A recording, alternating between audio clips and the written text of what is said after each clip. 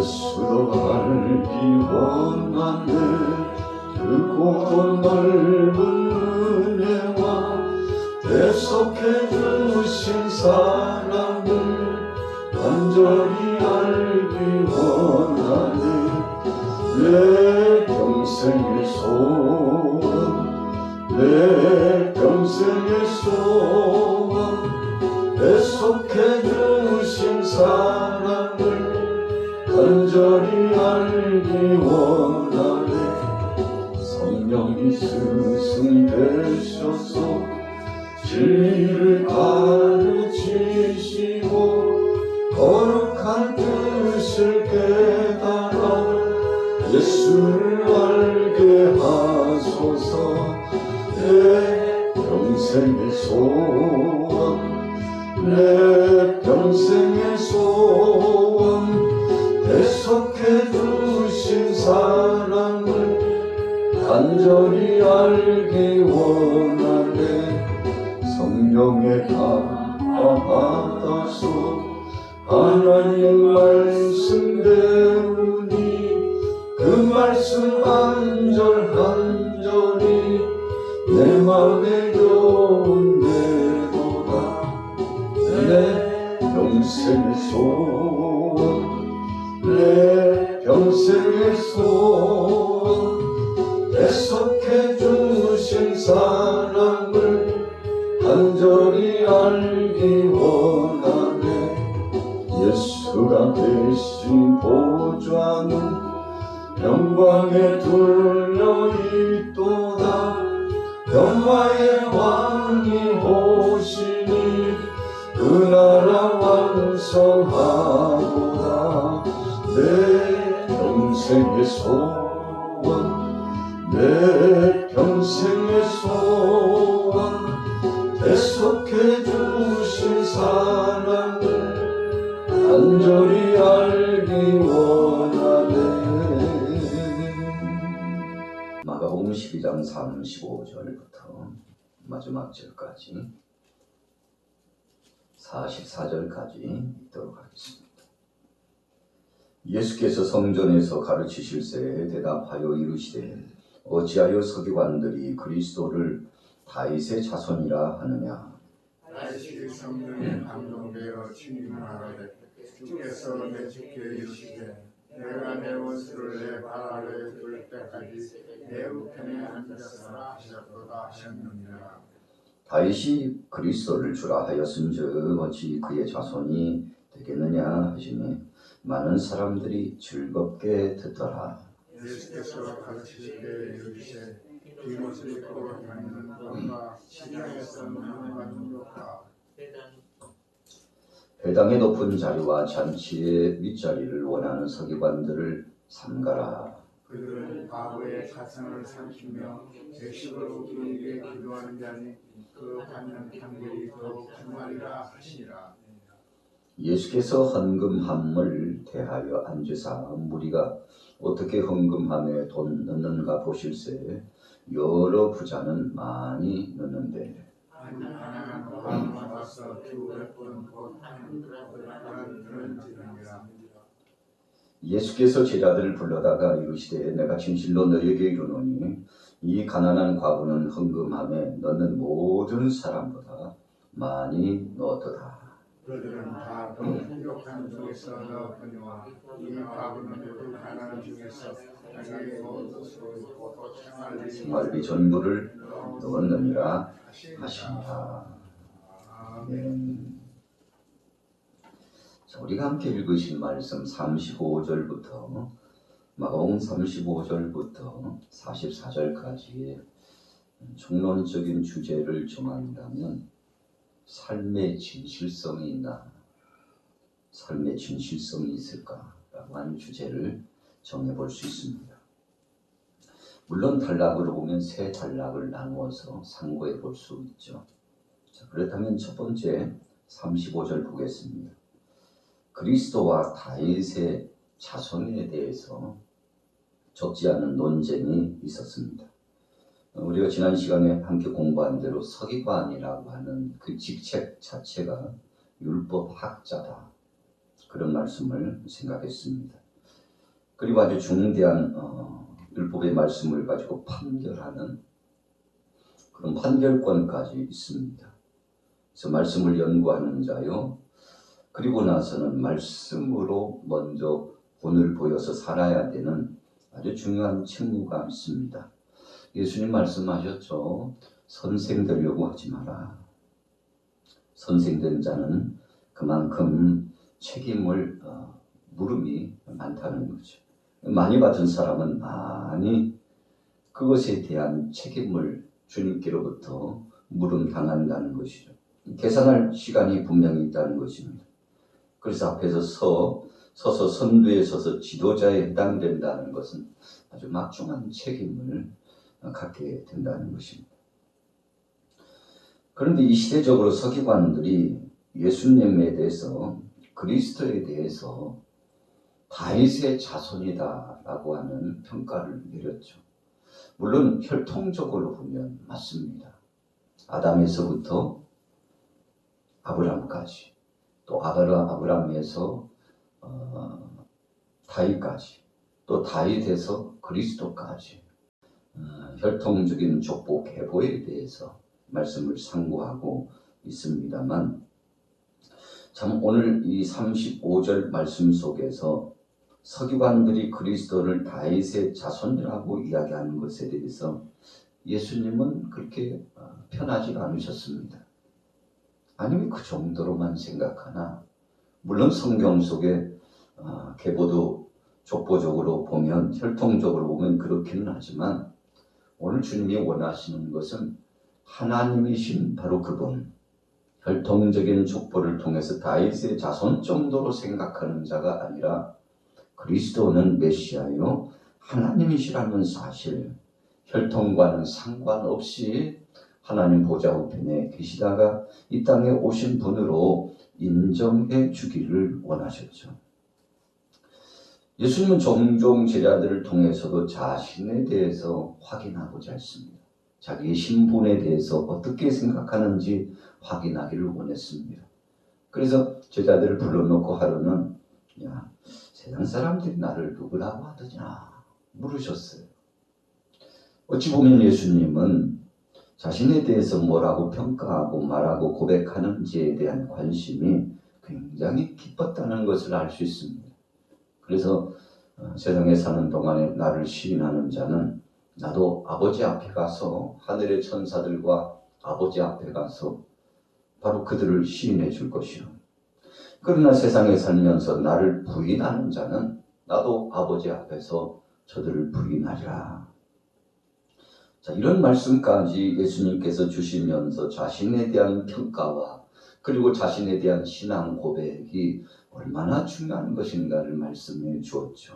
그런데 서기관들이 그리스도를 다윗의 자손 정도로 가르치고 또 선포해 나가고 있는 것에 대해서 예수님은 좀 바로잡아줘야 되겠다고 생각을 했던 것 같습니다. 자, 33절에 보세요.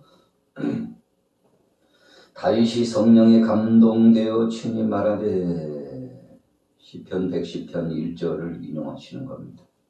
주께서 내 주께 이르시되 내가 내 원수를 내 발 아래 둘 때까지 내 우편에 앉았으라 하셨도다 하였느니라.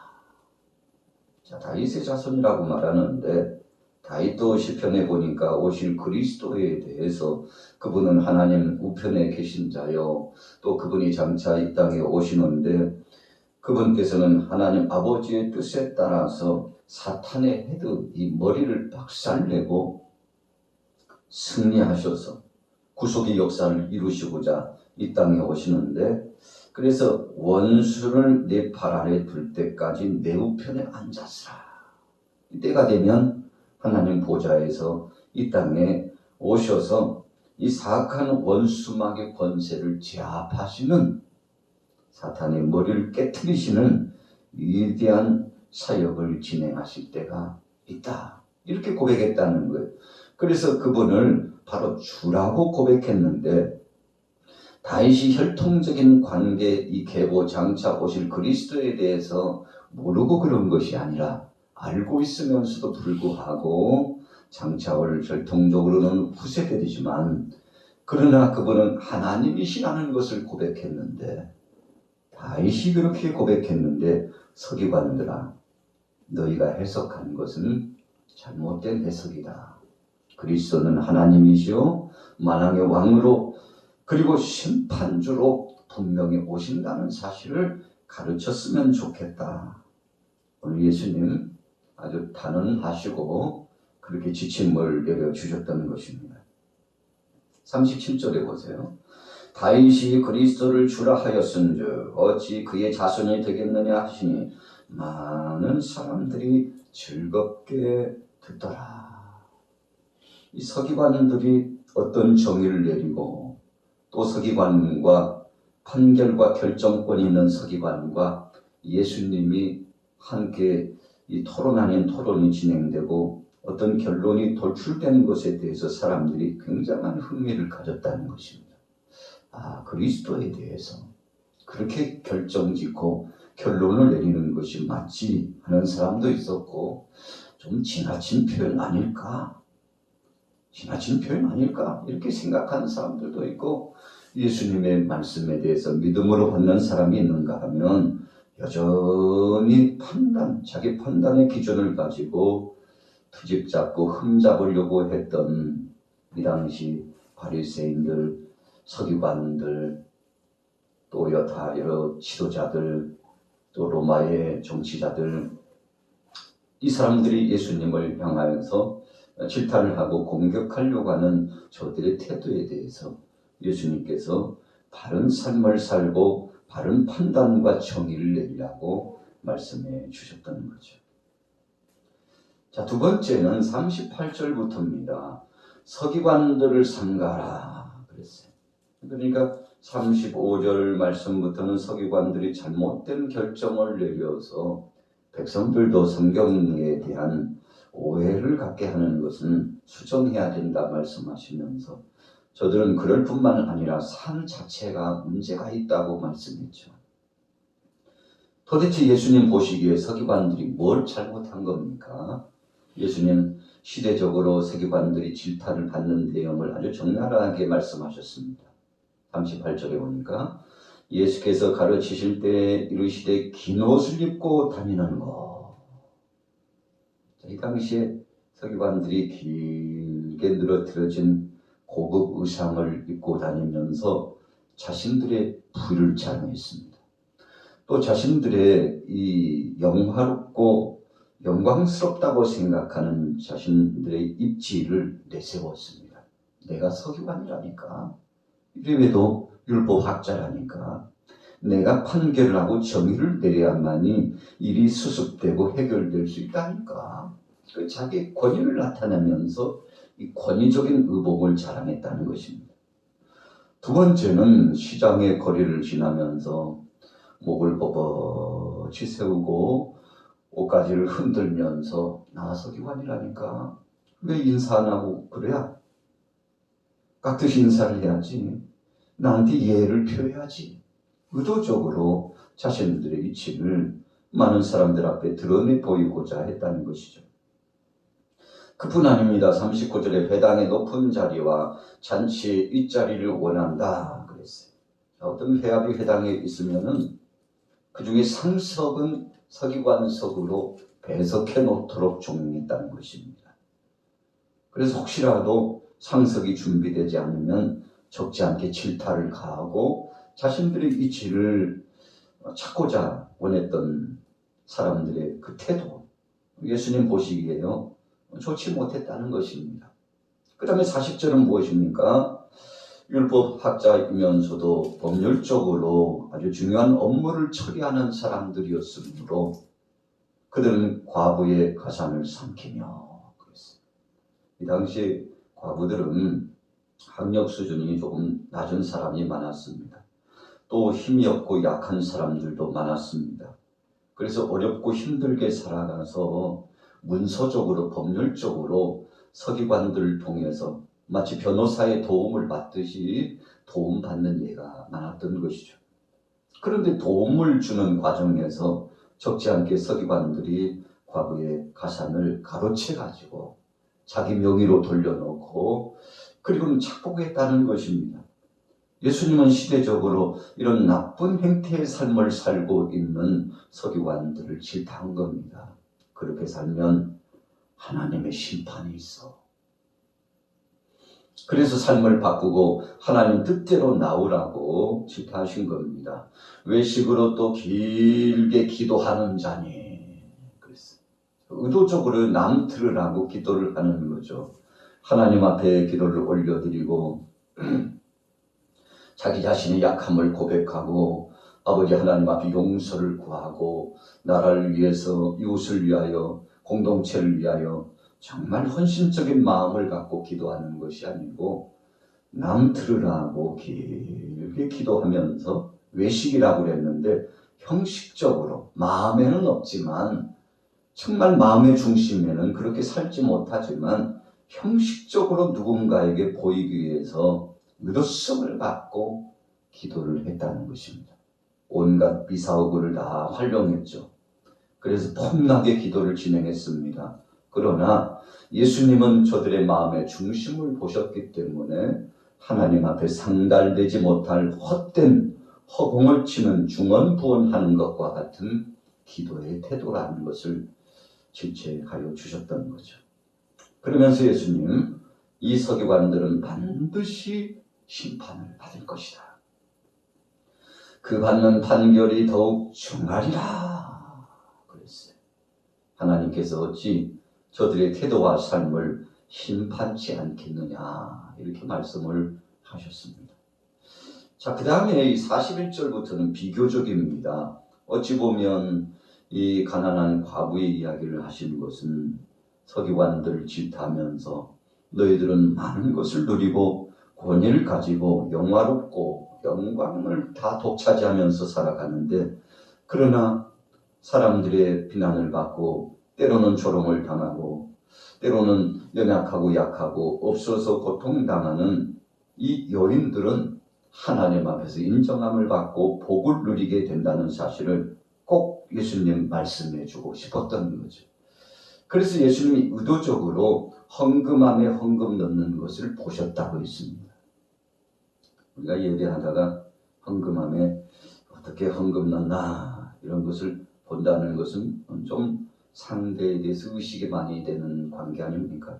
그런데 오늘 웬일인지 예수님께서 의도적으로 보고 계셨어요.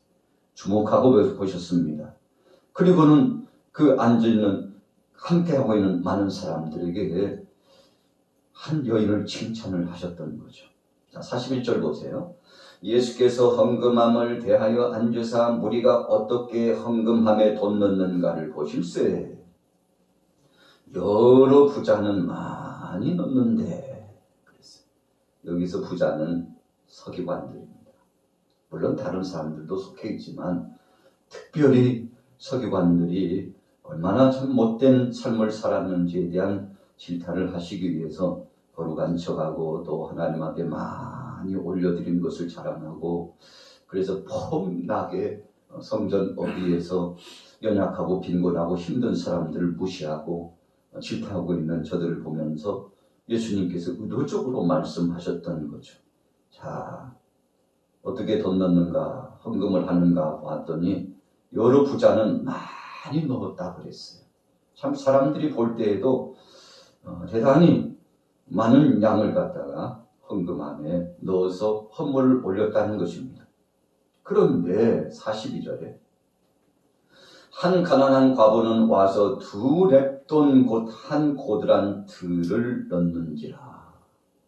도대체 이 2렙돈이 얼마 정도의 금액입니까? 이 2렙돈은 하루 일당의 68분의 1입니다. 68분의 1이니까 하루 일당이 10만 원이라면 한 1,500원 정도. 이 부자들은 10만 원, 20만 원, 30만 원, 100만 원도 헌금을 올렸겠죠. 그런데 68분의 1 정도에 해당하는 금액을 하나님 앞에 헌물로 올렸는데 렙돈으로 동전으로 올려드렸기 때문에 헌금함에 넣으면 딸그랑 소리가 나는 겁니다.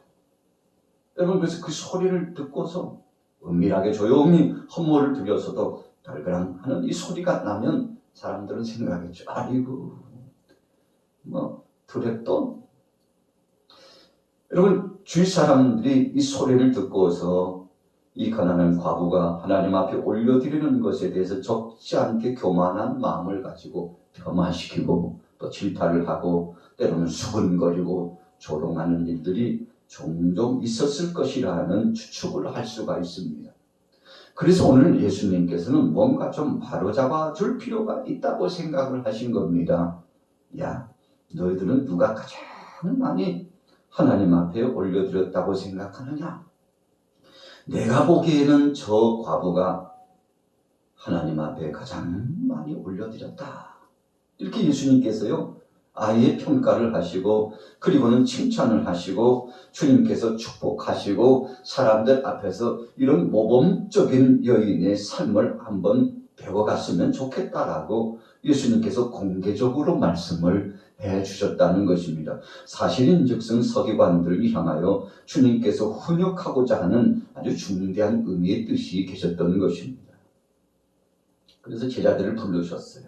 43절에 예수께서 제자들을 불러다가 이르시되 내가 진실로 너에게 이르노니 이 가난한 과부는 헌금함에 넣는 모든 사람보다 많이 넣었도다. 여러분, 그 시간대에 사람들이 수근수근되는 소리를 들었을까요? 자기들 나름대로 평가 기준을 가지고서 자만하고 방자행하고 교만했을까요? 내가 가장 많이 헌물을 올렸다니까. 그렇게 생각하면서 주위에 있는 동역자들, 동료들을 비아냥거리고 무시했을까요? 예수님 마음의 중심을 보시기 때문에 다 듣고 계셨습니다. 다 알고 계셨습니다.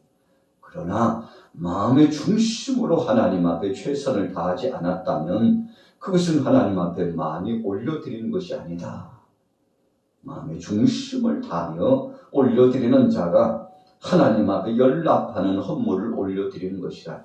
그래서 하나님 앞에 헌물 올려드리는 정신, 그 마음, 자세, 예배자로서의 진정한 자세에 대해서 사랑의 주님께서 가르쳐주고자 원하셨던 것이죠.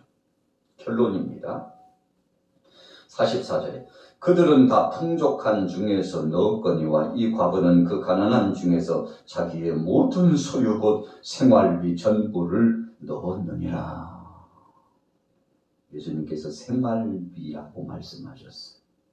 너희들이 보기에는 1,500원이 아무것도 아닌 것 같지만 너희가 보기에는 비웃음을 살 것으로서 들리는 소리였을지 몰라도 저 여인은 부끄럽게 그리고도 감사하게 정성을 다하여 자신의 생활비 전부를 올려드렸는데 비율적으로 누가 하나님 앞에 가장 많이 올려드린 것이냐? 바로 저 여인이다. 저 여인을 더 이상 괴롭히지 말고 저 여인을 향하여서 손가락질 하지 말고 너희 자신들의 마음을 먼저 바라봤으면 좋겠다. 여러분, 예수님께서 오늘 세 단락에 대한 말씀을 통해서 삶이 변화되고 말뿐만 아니라 삶 자체가 모범적인 삶으로 나아온다면 얼마나 좋을까, 이런 말씀을 주고 계셨던 거죠. 그래서 서기관들을 사실상 질타한 겁니다. 잘못된 성경 해석과 그리고 또 더 나아가서 말은 잘하고 말씀은 잘 가르치는 것 같은데 삶을 통해서 모범을 보이지 못하는 것을 보면서 앞으로는 그렇게 살지 마. 하나님이 다 듣고 계신다니까. 하나님께서 보시는 것은 마음의 중심을 보시는 거야. 그래서 남 말할 것 없이 남 볼 것 없이 네가 잘하면 돼. 네가 잘하면 돼. 서기관들아, 너희가 먼저 잘하면 돼. 그렇게 해야만이 외식이 아니고 그 진심을 하나님께서 받으실 거야. 여러분, 이런 중대한 말씀을 주셨는데 오늘 우리가 하루를 살아가면서 주님 앞에서 정말 우리 자신의 중심을 헌신하고 영광 돌리는 삶을 통해서 주님이 감동하셨던 것처럼 우리 주님 앞에 마음의 중심을 헌신하여 복된 삶으로 이어가시게 되시기를 예수님의 이름으로 축원합니다. 살아계신 아버지 하나님, 은혜를 감사합니다.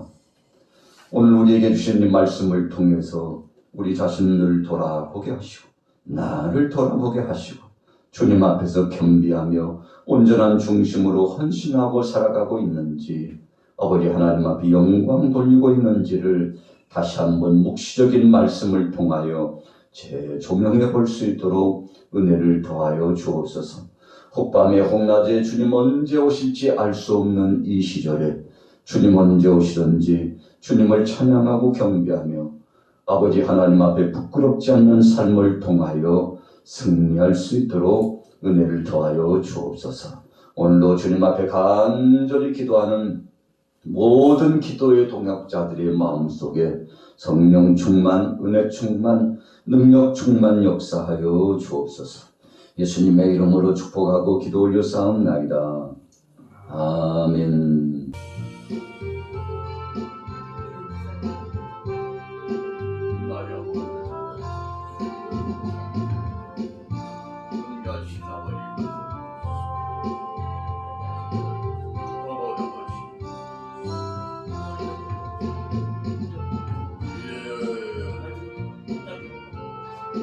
모든 것이 주님의 은혜. 오늘도 영원토록 함께하신 주님을 찬양하고 경배합니다. 나의 것인 주력을 주관하시사 주님,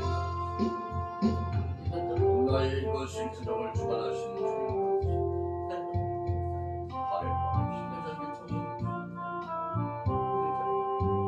우리와 같은 마음과 계시니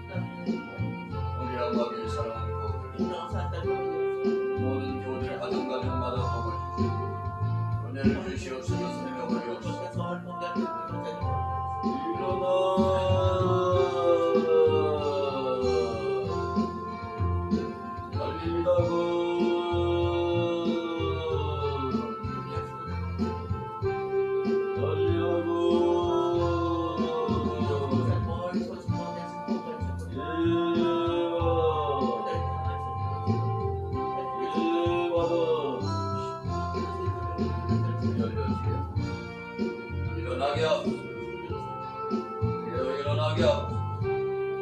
열려지게 하옵소서. 뭔가 관계가 열려 영혼들이 나올시게